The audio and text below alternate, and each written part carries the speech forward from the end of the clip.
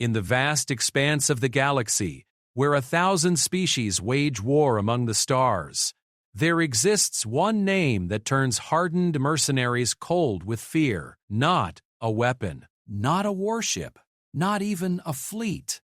Just 3 simple words that have become legend. Human Special Operations. They say when the Craxi warlords first heard humans had joined the galactic community, they laughed until their scales rattled. A species that had never left their home system, wielding primitive projectile weapons, claiming they could stand among warriors who had conquered star systems for millennia.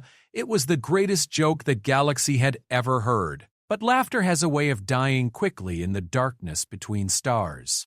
Now, 5 years later, those same Craxi warlords pay triple rates to ensure no human operatives are contracted against them.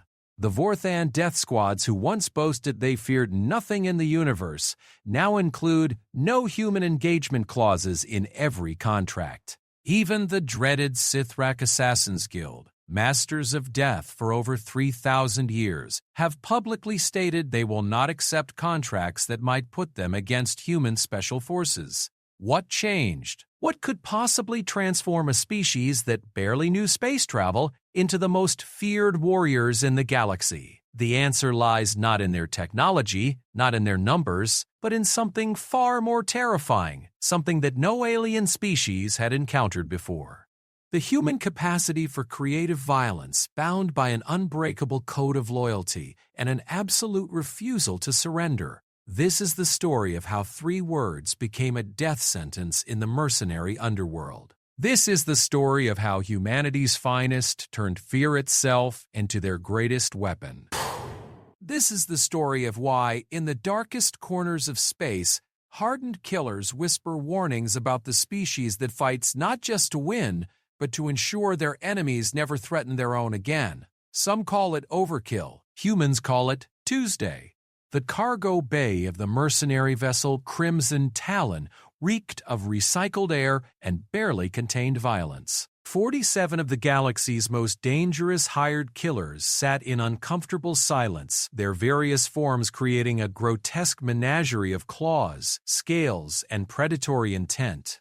At the center of this collection of nightmares sat Captain HFY, a Craxi warlord whose reputation for brutality had earned him contracts on 6 different star systems. His reptilian features twisted into what passed for a grin as he addressed his assembled force. "Listen well, meat," he hissed, his translator converting the complex clicking sounds of his native tongue into something resembling standard galactic.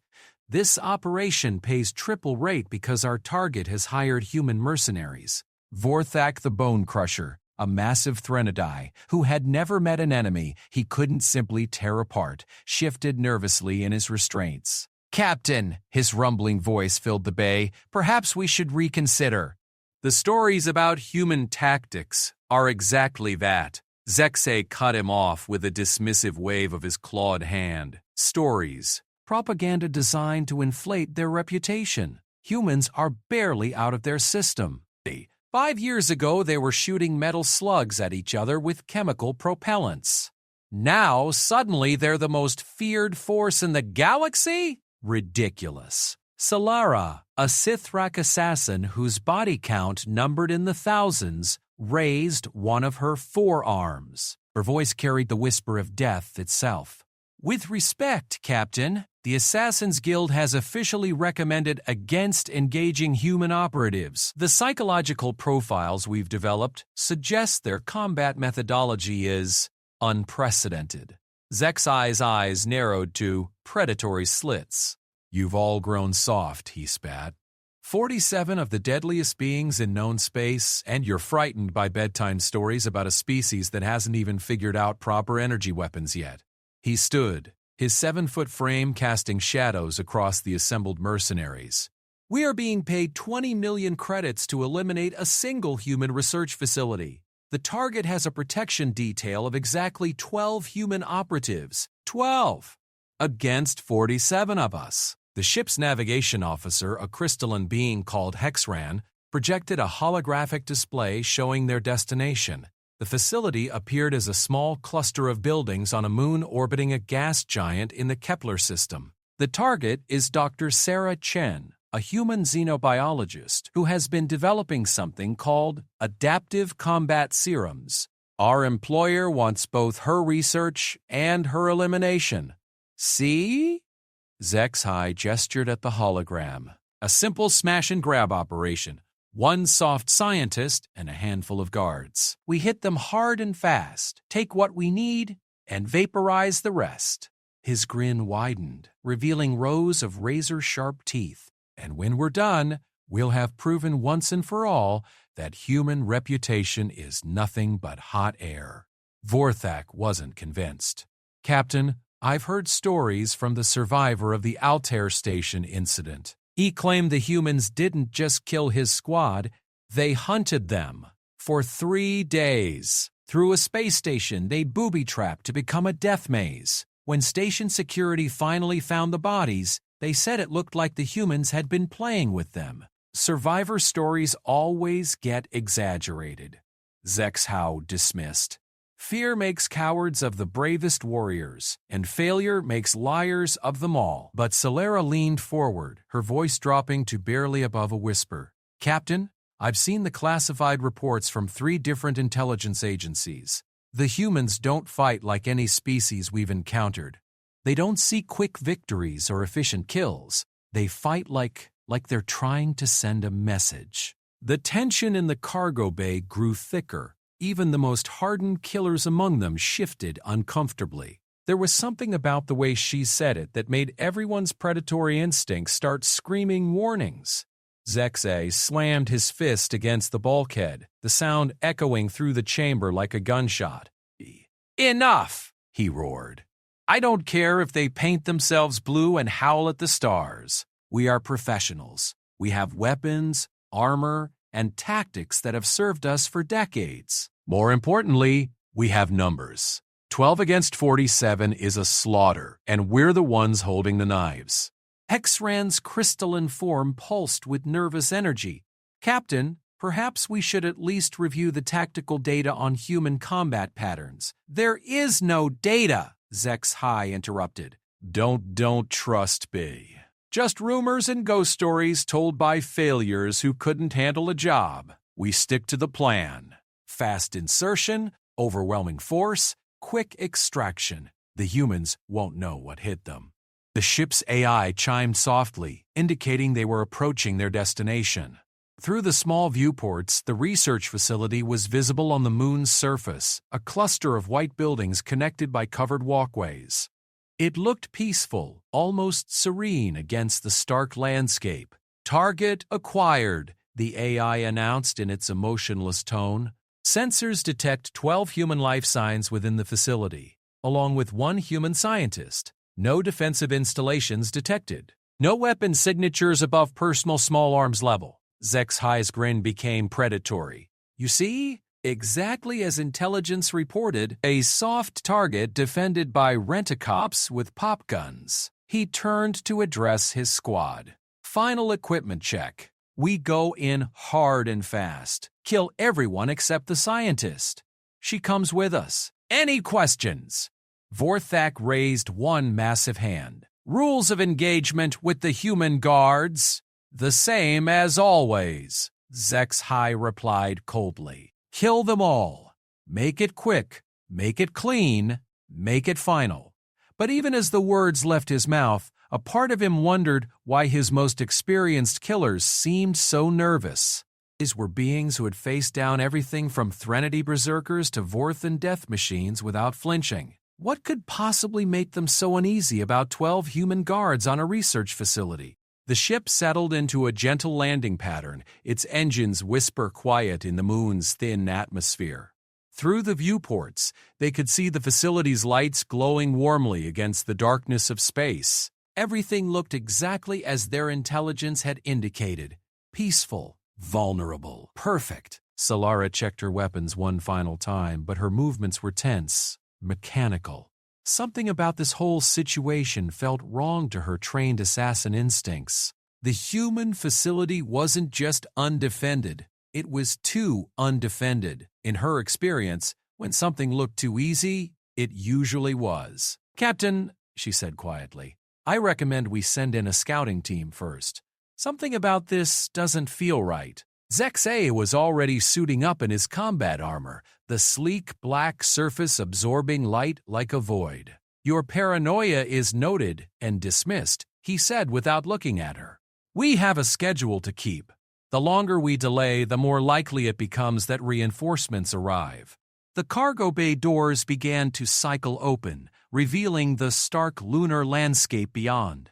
The facility sat barely a kilometer away, its lights creating pools of warmth in the cold emptiness. Perfect killing ground, Zexay thought to himself. Open terrain, no cover for the defenders, multiple entry points for his assault teams. Teams Alpha through Delta, he announced, his voice carrying easily through their comm systems. Advance to designated positions. Wait for my signal, then converge on all sides simultaneously. Remember? Overwhelming force.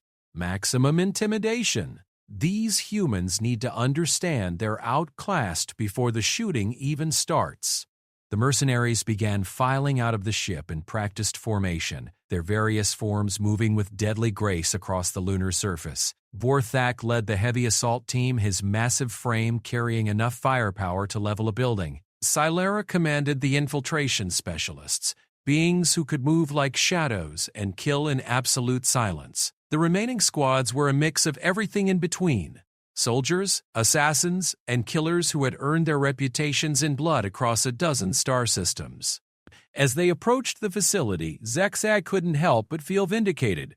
Everything was proceeding exactly as planned. The humans showed no signs of awareness, no defensive preparations, no indication they even knew a threat was approaching. Either their sensors were primitive, their guards incompetent, or both. Through his scope, he could see into several of the facility's windows. Researchers moved about their business with casual unconcern, completely oblivious to the death approaching them. In what appeared to be a security station, two figures in human military gear sat relaxed, one of them appearing to be reading something while the other worked at a computer terminal.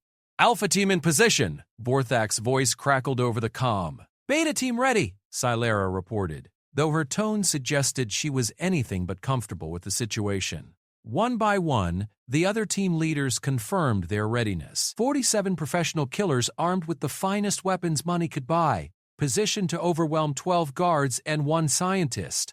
The odds were so staggeringly in their favor that Zexay almost felt bad about accepting such easy money. Almost. All teams, he whispered into his comm, execute in 3T. 2, 1, mark. The attack began with Vorthak's team blasting through the main entrance, their heavy weapons turning the reinforced door into twisted metal and vapor. Simultaneously, Silara's infiltrators cut through windows and emergency exits with surgical precision. The remaining teams converged from all directions, creating a perfect kill box with the facility at its center. For exactly 14 seconds, everything went according to plan. Then the humans started fighting back. The first sign that something was wrong came when Silara's voice crackled over the comm. No longer whisper quiet, but edged with something that sounded almost like panic. Contact! Contact! They were waiting for us. How did they? Her transmission cut off abruptly, replaced by the sound of weapons fire and something else. Something that sounded like mechanical clicking and the whisper of moving air. Vorthak's heavy assault team fared no better. Captain, his voice boomed over the comm channel, the facility is trapped. Repeat, the facility is trapped. We've lost Grickstar and Malvek to some kind of explosive devices hidden in the walls. And these humans, Captain, they're not where they're supposed to be. Zexay felt the first cold fingers of doubt creeping up his spine. Clarify your last transmission, Vorthak. What do you mean they're not where they're supposed to be? They're gone, Captain. All the humans we could see through the windows, they're not here. This whole place is empty except for the traps. That was impossible. Zexay's sensors had clearly shown 12 human life signs inside the facility. He checked his readings again, and the signatures were still there, still showing 12 humans moving throughout the building. But if Vorthak was reporting the facility empty, Team report, he snapped into his comm. Static answered him for several long seconds before a weak voice responded. Gamma team is down, Captain. Something hit us from behind. We never saw them coming. I am the only... Oh, gods, they're still here. I can hear them moving in the walls. Captain, they're in the walls. The transmission ended in a wet, gurgling sound that Zexhi's experienced ear immediately recognized as the sound of someone drowning in their own blood. 47 professional killers had just walked into a trap, and somewhere in that innocent-looking research facility, 12 human operatives were teaching them the difference between a reputation and a legend. Zexhi crouched behind a boulder formation, his reptilian hearts beating an increasingly frantic rhythm as he tried to make sense of the tactical nightmare unfolding before him. In less than 10 minutes, his perfectly planned assault had become a slaughter, and he was rapidly discovering that his forces were not the ones doing the killing. His comm system crackled with increasingly desperate reports from his surviving teams. Delta Team had lost contact entirely after reporting movement in the ceiling. Echo Team was pinned down in what should have been an empty corridor, taking fire from weapons positions that his intelligence had sworn didn't exist. And Foxtrot Team. Captain, the voice belonged to Kreshmai, a Vorthan killer who had survived 3 different wars and never shown fear of anything. Now his voice carried pure terror. Captain, they're hunting us. These aren't guards, they're predators. They've turned this entire facility into some kind of killing maze. Maintain positions, Zexhi snarled into his communicator, though even he could hear the uncertainty creeping into his voice. Regroup and advance by squads. Use your training. But training, it seemed, was exactly what the humans had been counting on. Inside the facility, Staff Sergeant Maria Santos moved through the maintenance tunnels with the fluid grace of someone who had spent weeks learning every centimeter of the building. Her movements were completely silent, a necessity when hunting prey that possessed hearing far superior to human normal. Behind her, Corporal Jensen followed in perfect synchronization, their years of working together having created an almost telepathic understanding of each other's movements. Overwatch, this is Hunter Team 2, Maria whispered into her throat mic, her voice so quiet it barely registered even on the sensitive equipment. We have movement in Section Charlie 7. Multiple hostiles converging on the medical lab. Request permission to engage. The voice that answered her belonged to Lieutenant Colonel Marcus Webb, a man whose reputation among human special forces was legendary for all the right reasons. He was positioned in what the Mercenaries thought was the facility's main security station, but which was actually a carefully constructed command post overlooking the entire kill zone. Permission granted, Hunter 2. Webb's voice was calm, almost conversational.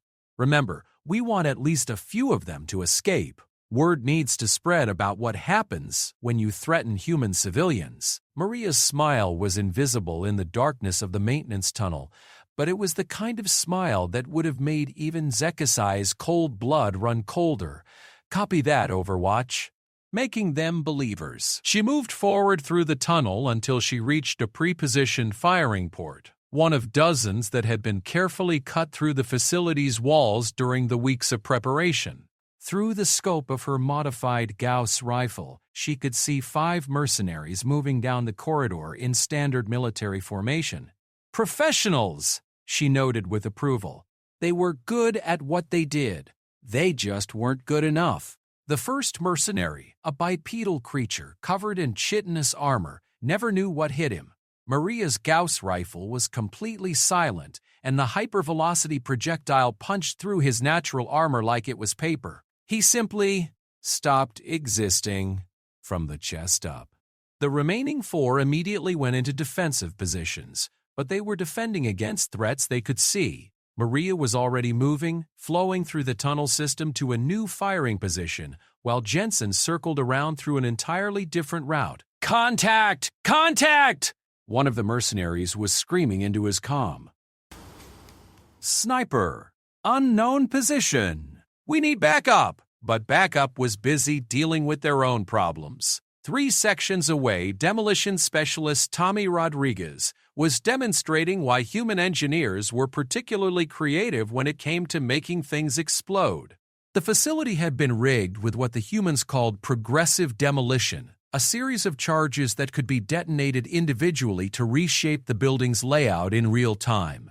As Team Alpha advanced down what they thought was a straight corridor toward their objective, Rodriguez triggered a sequence of charges that suddenly turned their path into a zigzagging maze of debris and choke points. But the really nasty part wasn't the explosions themselves, it was what came after. The humans had spent weeks studying their enemies' psychological profiles. They knew that most alien species depended heavily on scent-based tracking and communication. So when the charges went off, they didn't just create obstacles. They released clouds of chemical compounds specifically designed to overwhelm and confuse non-human sensory organs. Vorthak, leading Team Alpha, suddenly found himself in a twisted funhouse where his sense of smell was useless and his thermal vision was compromised by carefully placed heat sources.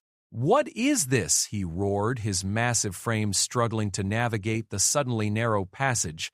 What did they do? His answer came in the form of Corporal Lisa Chen, Dr. Sarah Chen's daughter and a communications specialist who had volunteered for this operation specifically because her mother was the target. She dropped from a ceiling panel directly behind the squad, her movements so quiet that even Vorthak's enhanced hearing didn't detect her until it was too late. The human weapon she carried wasn't particularly impressive by galactic standards. A simple projectile weapon that fired chemically propelled metal slugs. But Lisa had made some modifications that would have impressed the galaxy's finest weapons engineers. Each round was loaded with a cocktail of neurotoxins, specifically designed to affect the nervous systems of different alien species. She put 3 rounds into Vorthak's back before rolling away into another hidden passage. The massive Threnodai didn't die. His natural armor was too thick for that. But the neurotoxins immediately began affecting his motor control and spatial awareness. Within seconds, he was stumbling like a drunk giant, his roars of rage echoing through the facility. But the most disturbing part, from the Mercenaries' perspective, was the humans' communication discipline. While Zex's forces filled the comm channels with panicked reports and confused demands for orders, the humans maintained perfect radio silence except for brief professional status updates. "Hunter 3 to Overwatch," came a calm female voice. "Perimeter Team Bravo is neutralized. Moving to secondary position. Overwatch to demo," another voice replied. "Activate Phase 2 when ready. Demo to all teams." Rodriguez's voice was cheerful, as if he was discussing the weather rather than orchestrating the systematic destruction of a mercenary force. "Phase 2 is live. Hope everybody remembered to wear their running shoes." Zex's blood ran cold as the implications of that transmission sank in. Phase 2? They had phases? How long had the humans been planning this? The answer would have terrified him even more if he'd known it. 8 weeks. 8 weeks of preparation from the moment human intelligence had identified the first surveillance attempts on Dr. 8 weeks of turning a peaceful research station into the most sophisticated killbox in human space. But the humans weren't just killing his people, they were studying them. Every movement, every tactical decision, every reaction was being recorded and analyzed by combat psychologists who were learning how different alien species responded to various types of stress and fear. "Fascinating," Dr. Elizabeth Warren observed from the actual command center, which was located in a completely different building 3 kilometers away. She was watching the tactical display with the detached interest of a scientist studying lab rats in a maze. The Craxi commander is still trying to apply conventional small unit tactics, but he's not adapting to the asymmetric nature of the engagement. Lieutenant Colonel Webb glanced at the display showing his dispersed team's positions. Each of his operators was simultaneously engaged in combat and psychological warfare, using tactics specifically designed to break down their enemy's morale and decision-making capabilities. "Doctor," he said quietly, "with respect, these aren't lab rats. They're professional killers who came here to murder your daughter and steal her research." Dr. Warren's expression hardened. "I'm well aware of their intentions, Colonel.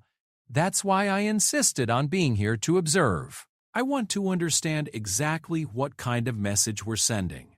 The message, as it happened, was becoming increasingly clear to the surviving mercenaries. This wasn't a battle, it was an execution being carried out by artists who took professional pride in their work. Celera, the Sithrak assassin who had survived longer than most by trusting her instincts, had found herself trapped in a section of the facility that seemed to shift and change around her.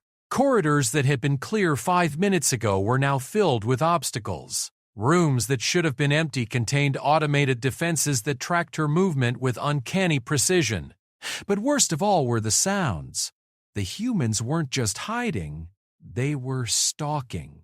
She could hear them moving through the walls, their voices occasionally carrying through the ventilation system as they coordinated their hunt, and they were enjoying themselves. "Hunter 4 to Overwatch," a male voice drifted through the air vents above her. "I've got eyes on the Sithrak assassin in Section Delta 4. She's good, very good. This might actually be fun."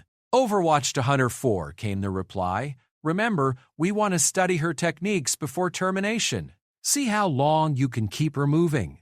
Celera's forearms tightened on her weapons as the full horror of the situation became clear. They weren't fighting her. They were playing with her. She was 4,000 years old, had killed beings whose names were whispered in fear across a dozen star systems, and to these humans she was nothing more than an interesting test subject. For the first time in 4 millennia, Silara knew what it felt like to be prey. Back at his position behind the boulder formation, Zeksahi was rapidly coming to the same realization. His force of 47 professional killers had been reduced to fewer than 20 in less than 30 minutes, and those who remained were scattered, demoralized, and being systematically hunted by an enemy that seemed to anticipate their every move. "All teams," he whispered into his comm, his voice barely controlled. "All teams, withdraw to the landing site. We're leaving. Now." But as his surviving mercenaries began their fighting retreat, they discovered the final piece of the human trap. The landing site, which had been clear when they'd arrived, was now occupied by 2 humans in combat gear who were sitting casually beside the mercenary ship, apparently having a conversation about sports scores. "Hey, Captain!" one of them called out cheerfully as Zekshai's forces approached. "Nice ship. We've made some modifications to the engine systems." "Hope you don't mind." The other human held up a small device that looked suspiciously like a detonator. "Also, we took the liberty of removing your communications array. Figured you might want to spend some quality time thinking about career choices before calling for pickup." Zekshai stared at them in disbelief. 2 humans. 2. Sitting between his entire remaining force and their only means of escape, acting like they were on a picnic rather than in the middle of a combat zone. "You have got to be kidding me," he whispered. One of the humans cupped his hand to his ear. "Sorry, what was that?" "Speak up, we can't hear you from way over there." And in that moment, Zekshai finally understood why the human reputation had spread so quickly through the mercenary community. It wasn't just their tactics or their technology or their apparent immunity to fear. It was their absolute, unshakable confidence in their own superiority. They didn't just beat their enemies, they made it clear that the outcome had never been in doubt. 2 humans sitting beside the mercenary ship looked impossibly relaxed for beings who were outnumbered 10 to 1. The taller of the pair, whose name tag read Murphy, was actually using an alien weapon as a backrest while he cleaned his fingernails with a combat knife. His companion, O'Brien, according to his uniform, was methodically field-stripping a pulse rifle that had clearly belonged to one of Zekshai's mercenaries. "You know what I love about this job?" Murphy said conversationally, as if the remaining 20 mercenaries pointing weapons at him were simply not worth his attention. "The benefits package. Full medical, dental, and all the alien weapons you can carry home." O'Brien chuckled while reassembling the pulse rifle with practiced efficiency. "Speaking of which, did you see the specs on this Vorthan plasma cannon? The engineering is pretty impressive, even if the tactical application is, let's call it, lacking in imagination." Zekshai's surviving forces had formed a defensive semicircle around the 2 humans, but something about the situation felt fundamentally wrong. These two weren't acting like cornered prey, they were acting like apex predators who had found something mildly entertaining. "Surrender!" HFY finally managed to snarl, his translator struggling with the combination of rage and confusion in his voice. "Surrender immediately, or we will open fire!" Murphy looked up from his fingernail maintenance with an expression of polite interest. "Oh, you're still here? Sorry, we were having a conversation. Did you need something?" The casual dismissal hit the mercenary leader like a physical blow. In his decades of professional violence, no one had ever spoken to him like he was a minor interruption to be dealt with at their convenience. "We are holding you hostage," he roared, his reptilian features twisting with fury. "You will return our ship immediately or face the consequences." O'Brien finished reassembling the pulse rifle and set it aside before pulling out what appeared to be a standard field ration. "Murphy," he said thoughtfully, "do you remember the last time someone threatened us with consequences?" "Oh, that would be the Threnody pirate fleet last month," Murphy replied, finally putting away his knife. "What was their leader's name?" "The one who kept screaming about honor and vengeance right up until we dropped his flagship into that star?" "Krogval the Destroyer," O'Brien confirmed, taking a bite of his ration. "Catchy name, terrible tactical sense. Kind of reminds me of our current situation, actually. Vorthak, still struggling with the effects of the neurotoxin but functional enough to be dangerous, stepped forward. Even affected by the chemical assault, his massive frame was intimidating. "Enough games, humans! We know you've rigged our ship with explosives. Detonate them if you wish. We'll die together." Murphy and O'Brien exchanged glances, and something passed between them that made the temperature around the landing site seem to drop several degrees. "Oh, you think we rigged your ship with explosives?" Murphy said softly, his casual tone taking on an edge that made even the hardened mercenaries step back involuntarily. "That's adorable." O'Brien stood up slowly, brushing crumbs off his uniform. "See?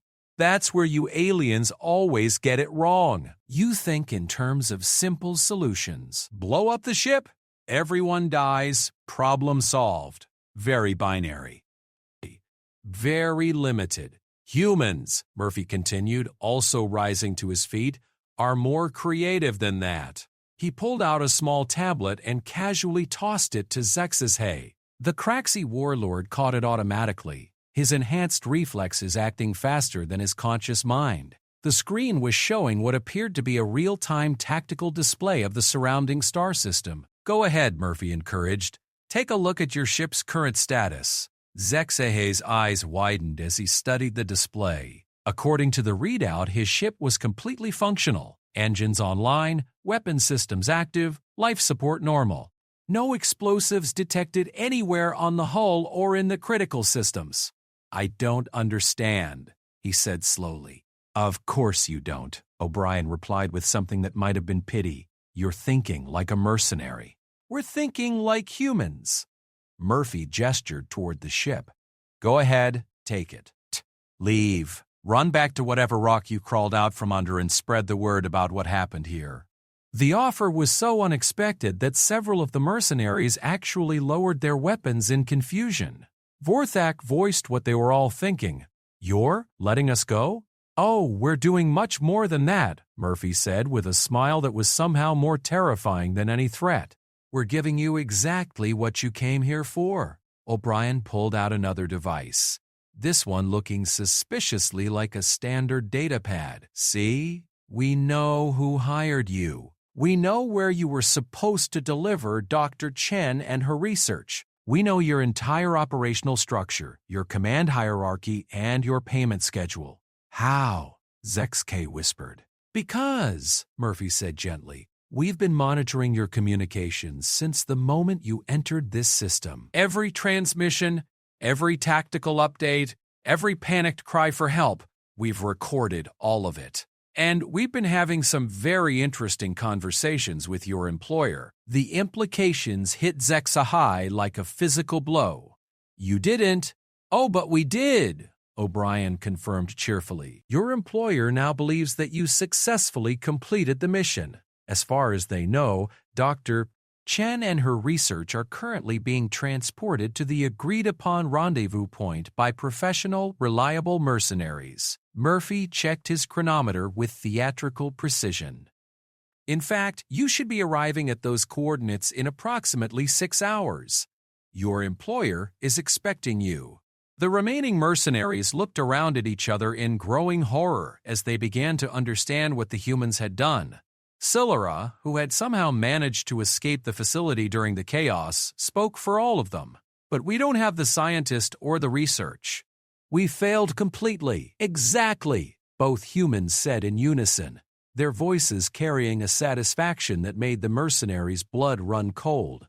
Zexhay's tactical mind, trained through decades of warfare, finally grasped the full scope of the human plan. You want us to return empty-handed to someone who paid us to kill a human scientist. Someone who now believes we've succeeded. Bingo, Murphy said, snapping his fingers. Give the reptile a prize. O'Brien looked almost sympathetic. See, when you accepted this contract, you made it personal. You threatened a human civilian. That means you stopped being just mercenaries and became a problem that needed to be solved. And humans, Murphy continued, are very, very good at solving problems.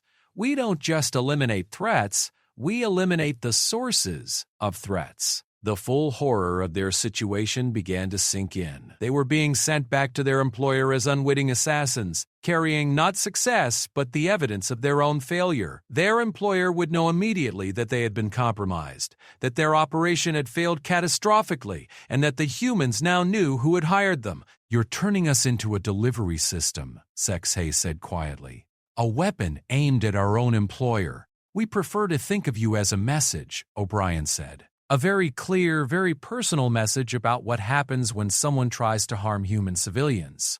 Murphy gestured toward their ship again. So here's what's going to happen. You're going to get on your ship, you're going to fly to that rendezvous point, and you're going to have a conversation with your employer about career choices. And when that conversation is over, however it ends, word is going to spread through the mercenary community. What word? Vorthak asked, though his voice suggested he already suspected the answer. That humans don't just defend themselves, O'Brien explained patiently. We defend ourselves with interest. We don't just defeat our enemies, we make examples of them. Sillara, whose 4,000-year lifespan had given her considerable experience with tactical situations, realized something that made her ancient blood freeze. You've done this before. Oh, yes, Murphy confirmed. You're actually the 7th mercenary group to accept a contract against human interests this year. The previous 6, well, let's just say they provided valuable learning opportunities. Learning opportunities for whom?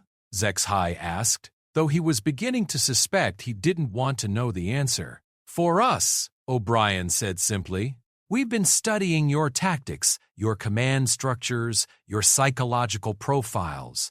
Every engagement teaches us more about how non-human military forces operate. Murphy's smile became positively predatory, and for the mercenary community in general. Each failed operation spreads the word a little further. Each broken contract makes it a little harder for our enemies to find willing allies. The remaining mercenaries found themselves in an impossible situation.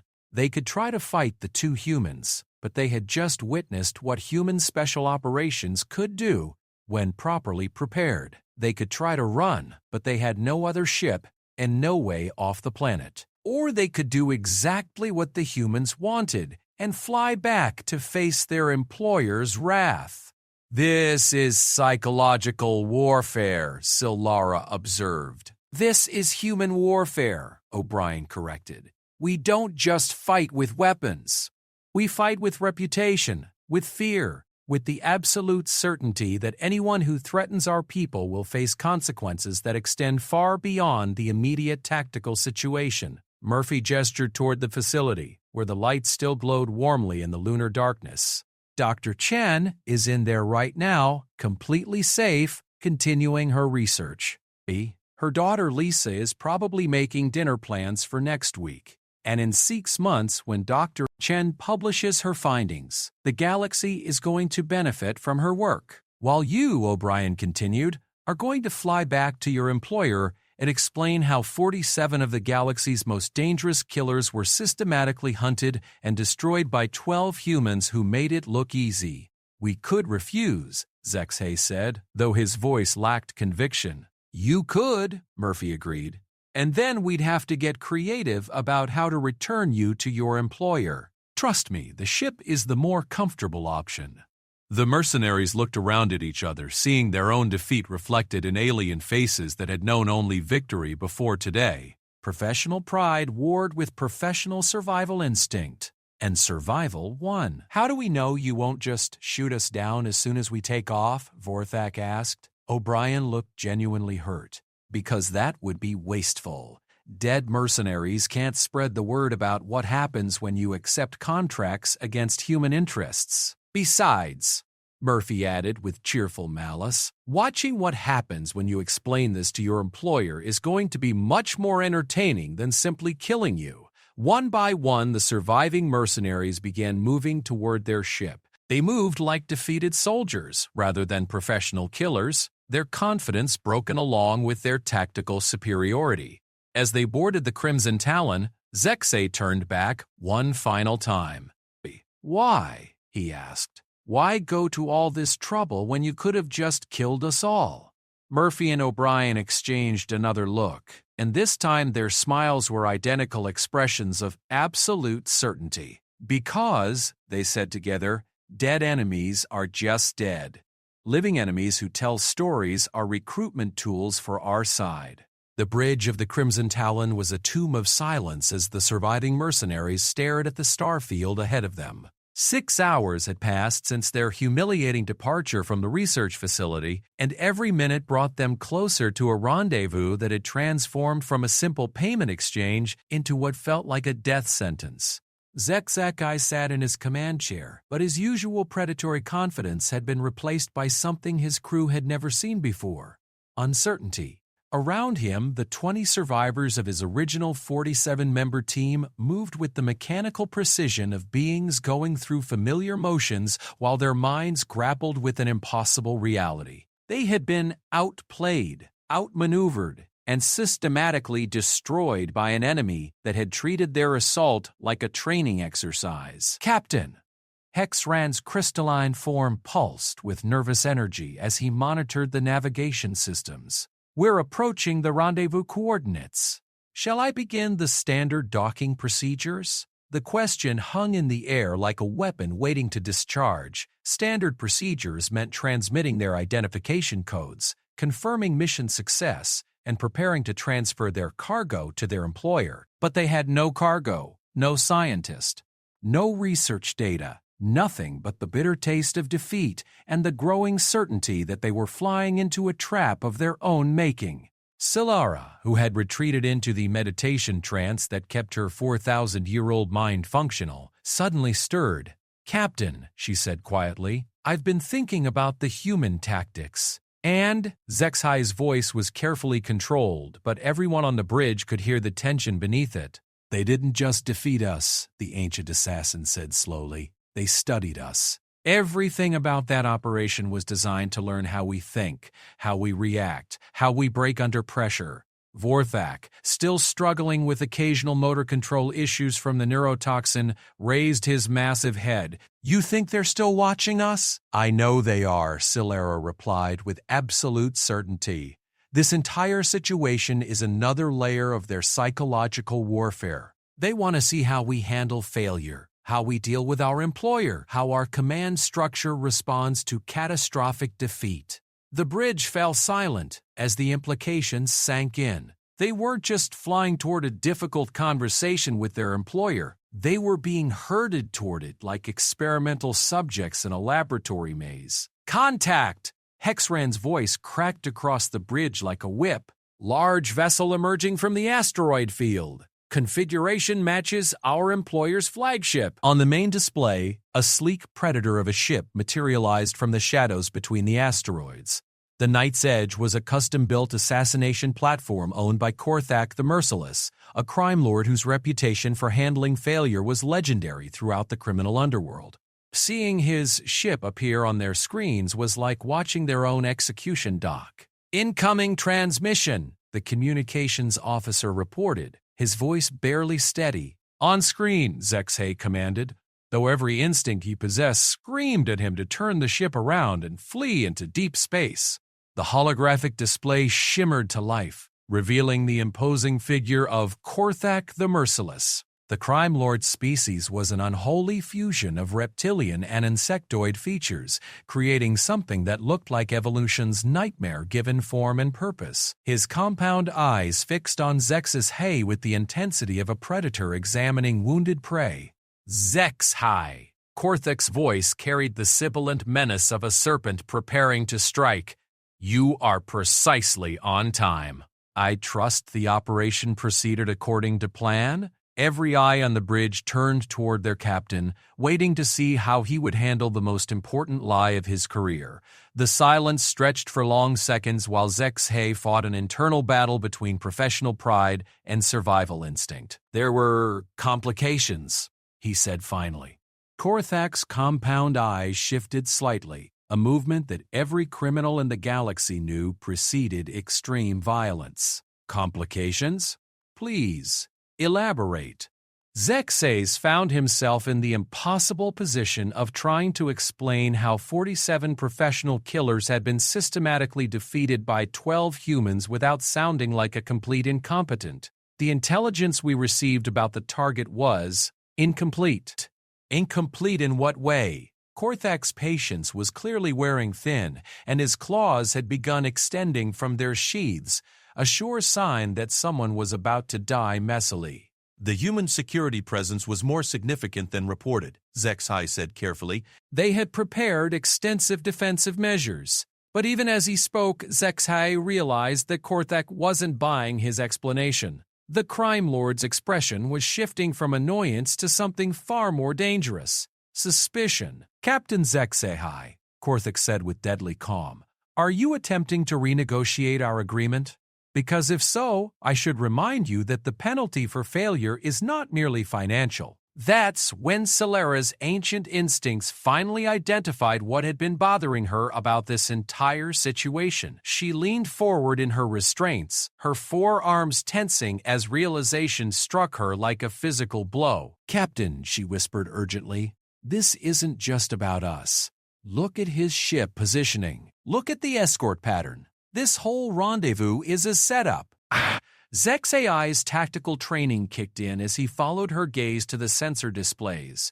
Korthak's flagship wasn't alone. 3 smaller vessels had emerged from the asteroid field in a perfect kill formation.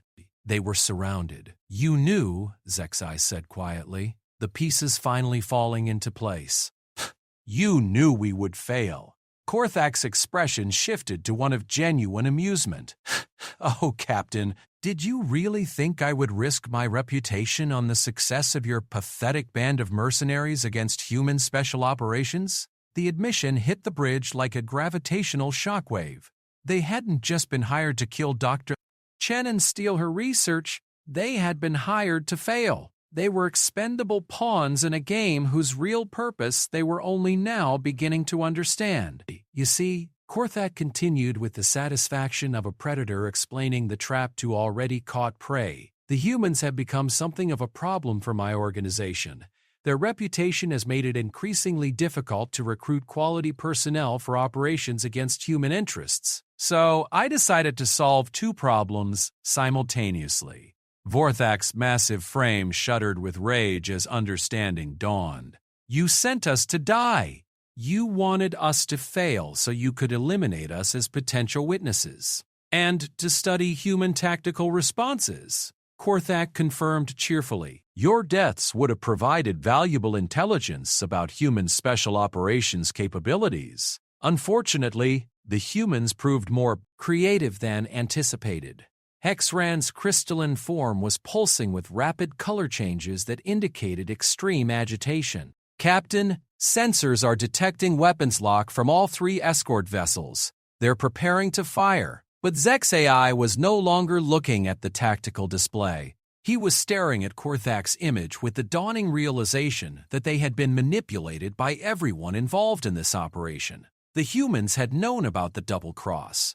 They had known that Korthak planned to eliminate his own mercenaries. "The humans told you we were coming," he said slowly. Actually, Korthak's compound eyes glittered with malicious amusement. "I told them you were coming. You see, Captain, I made a separate arrangement with human intelligence some time ago. I provide them with targets for their training exercises, and they provide me with detailed analyses of mercenary tactical capabilities." The revelation that their employer had betrayed them to the enemy was stunning enough, but the implication was worse. The humans hadn't just defeated them in combat, they had been cooperating with their employer from the beginning. The entire operation had been a training exercise designed to test human special operations against live targets. "But now," Korthak continued, "I have a problem. You were supposed to be dead, which would have eliminated any witnesses to our arrangement.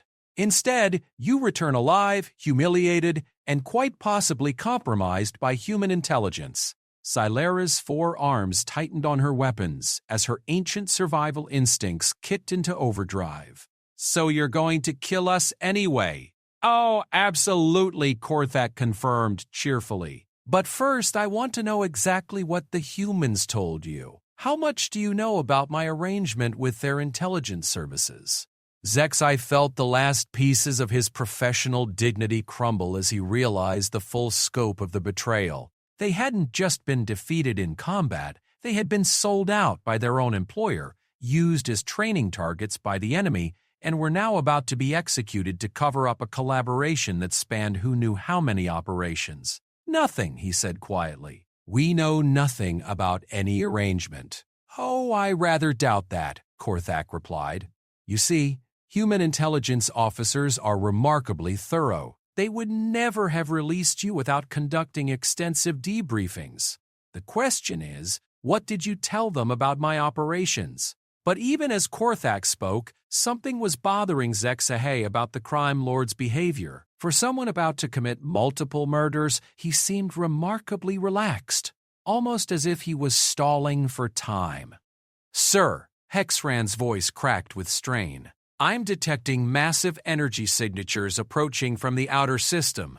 Multiple vessels on intercept course." Korthak's compound eyes shifted to something off-screen, and for the first time since the conversation began, his expression showed genuine concern. "Interesting. It appears we have uninvited guests." The tactical display suddenly lit up with new contacts, a full squadron of human vessels approaching at combat speed. But these weren't the stealth ships typically used by human special operations. These were frontline military vessels, the kind deployed when humans decided that subtlety was no longer required. "Well," Korthak said with forced casualness, "it seems our human friends have decided to take a more direct approach to problem solving."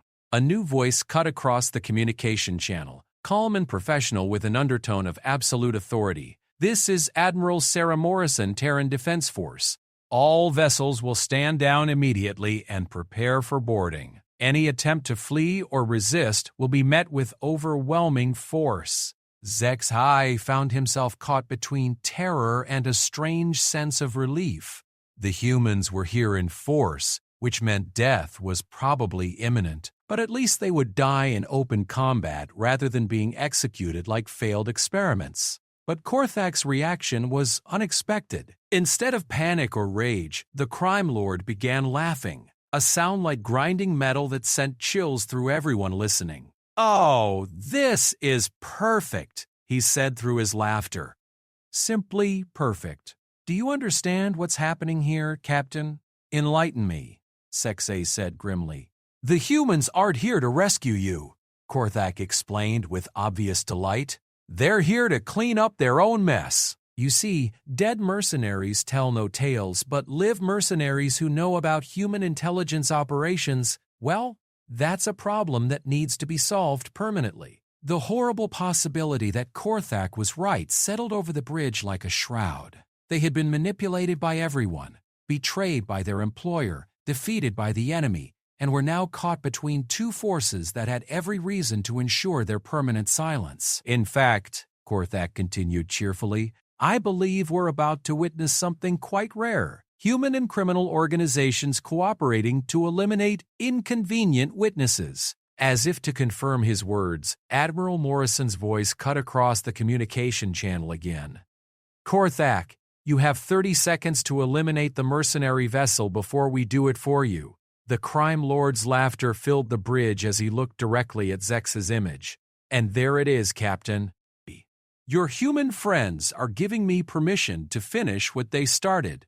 The tension on the bridge of the Crimson Talon was so thick it could have been cut with a blade as Admiral Morrison's deadline counted down. Zex AI watched the chronometer with the fascination of someone observing their own approaching execution, while around him his surviving crew prepared for what seemed like an inevitable death. 20 seconds, Hexran whispered, his crystalline form flickering with colors that indicated terminal stress. But then something unexpected happened. Instead of opening fire, Korthak's weapon systems powered down. Relay that order, the crime lord said suddenly, his compound eyes fixed on something off-screen. Admiral, I believe we need to discuss terms. Admiral Morrison's voice carried across the communication channel with the cold precision of a surgical instrument. There are no terms, Korthak. You have 15 seconds to eliminate the witnesses, or we will eliminate all of you. Ah, Korthak replied with forced calm. But you see, Admiral, I've just received some rather interesting intelligence about your operation. It seems the mercenaries weren't the only ones being observed during your little training exercise. The silence that followed was pregnant with implications that made everyone on both bridges reassess their understanding of the situation. Explain, Morrison said finally. Korthak's expression became smugly satisfied. My dear Admiral, did you really think I would enter into arrangements with human intelligence without taking certain precautions? This entire star system has been under surveillance by my people for weeks. We have recorded every transmission, every tactical maneuver, every conversation between your operatives. Zex High felt his understanding of the situation shift once again. The game was even more complex than he had realized, with layers of betrayal and counter-betrayal that extended far beyond his comprehension. More importantly, Korthak continued, we have detailed records of human special operations tactics, equipment specifications, and operational procedures. Information that certain parties in the galaxy would find extremely valuable. You're threatening to sell human military intelligence, Morrison said, her voice dropping to a temperature that could have frozen helium. I'm threatening to do what I do best, Korthak replied cheerfully. Capitalize on valuable information. Unless, of course, we can reach a more mutually beneficial arrangement.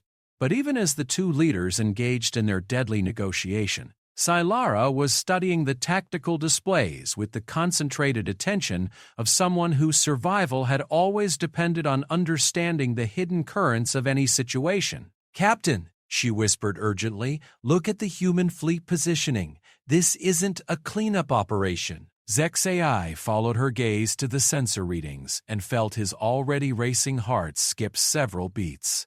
The human ships weren't arranged in a standard elimination formation. They were positioned like they were expecting resistance from multiple directions. They're not here to kill us, he said slowly. They're here to kill Korthak. Before anyone could respond to this revelation, the communication channel crackled with a new voice. One that Zex High recognized immediately. Actually, said Lieutenant Colonel Webb, his tone conversational despite the fact that he was somehow transmitting from a ship that shouldn't exist in this star system, we're here to offer you gentlemen a choice. Korthak's compound eyes widened as a fourth ship materialized on the sensors. A human stealth vessel that had been sitting undetected in the middle of their formation for who knew how long. Colonel Webb, the crime lord said with forced cordiality. How unexpected. I thought you were still playing with your little research facility. Oh, that was just the opening act, Webb replied cheerfully. The real show is about to begin. Suddenly, every screen on every ship in the star system lit up with the same image. a recording of Korthak's earlier conversation with Admiral Morrison. But this wasn't just any recording. It was being broadcast on every major criminal communication network in the galaxy. You see, Korthak, Webb continued as the crime lord's face began cycling through several different shades of what could only be described as panic, all of them, for months.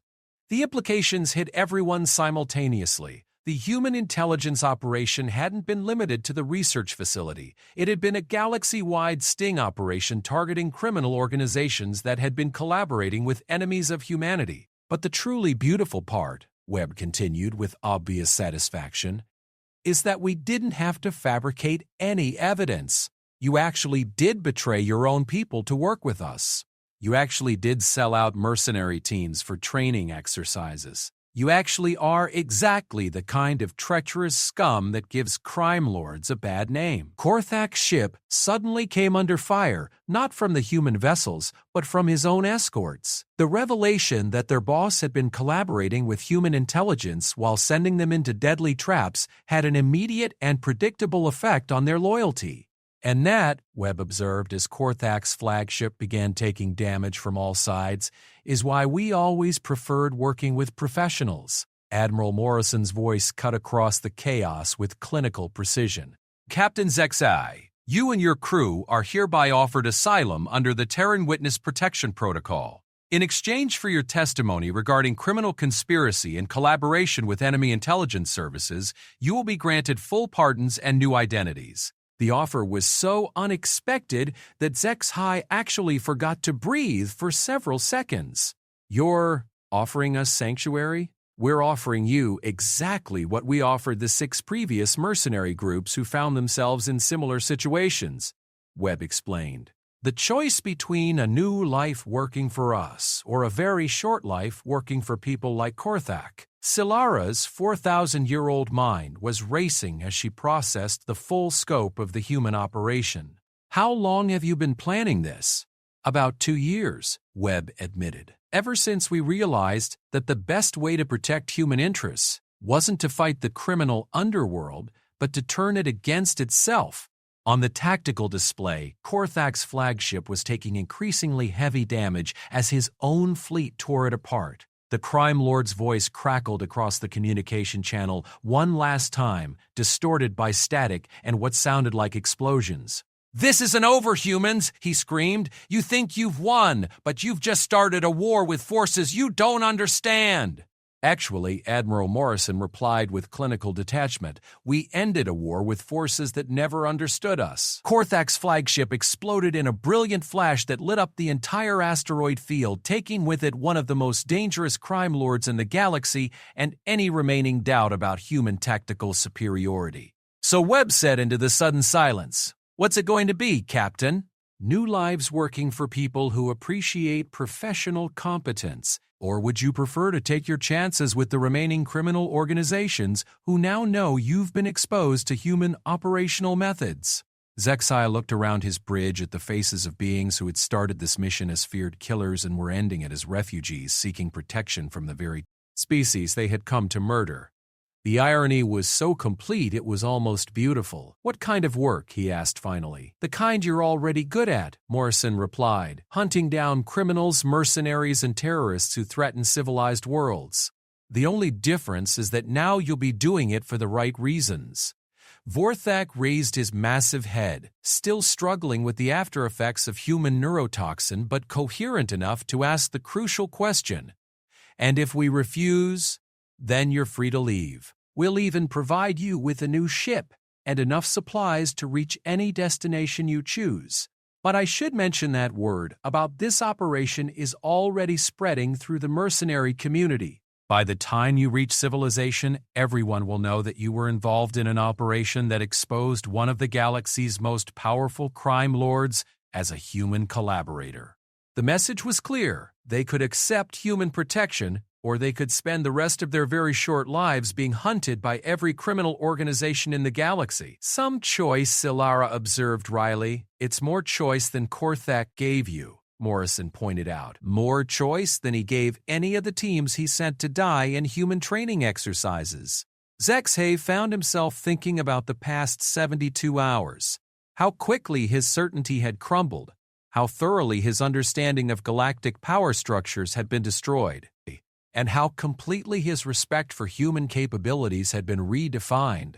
"You really have been planning this for 2 years?" he asked. "Actually," Webb admitted with obvious pride, "the planning started the moment the first criminal organization tried to hire mercenaries to attack human civilians. We just decided that instead of playing defense forever, we'd rather solve the problem permanently. By turning criminals against each other," Vorthek rumbled with something that might have been admiration. "By giving criminals exactly what they deserve," Morrison corrected. "Each other." In the distance, the debris from Korthak's flagship continued to drift through the asteroid field, while his former escorts began broadcasting surrender signals to the human fleet. The entire criminal hierarchy that had controlled this sector of space for decades was collapsing in real time. "Captain," Solera said quietly, "I've lived for 4,000 years, and I've never seen an operation this comprehensive. These humans didn't just defeat us. They've restructured the entire power balance of galactic crime. And they did it," Zexkai added with dawning understanding, "by making us complicit in our own defeat." Webb's voice carried across the communication channel one final time, warm with genuine approval. "Now you're beginning to understand why we wanted to recruit you instead of simply killing you. Intelligence like that is exactly what we need in this business." As the Crimson Talon changed course toward the human fleet, Zexkai reflected on the strange turns his life had taken. This morning he had been one of the galaxy's most feared mercenary leaders. Tonight he would be applying for asylum with the very species he had come to murder. But perhaps most remarkably, he was beginning to think that might not be such a bad career change. "Admiral Morrison," he said formally, "the crew of the Crimson Talon accepts your offer of asylum. We place ourselves under the protection of the Terran Defense Force." "Welcome to the good guys, Captain," Morrison replied. "Try not to let it go to your head." And as human ships moved to escort the former mercenaries toward their new lives, word began spreading through the galaxy's criminal underworld about what had happened in the Kepler system. The story would be told and retold, growing in the telling, but the essential truth would remain unchanged. 47 professional killers had learned the difference between reputation and reality, and the universe had become a significantly more dangerous place for anyone foolish enough to threaten human civilians.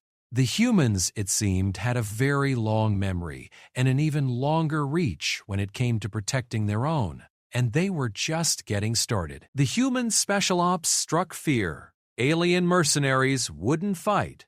Best HFY Stories.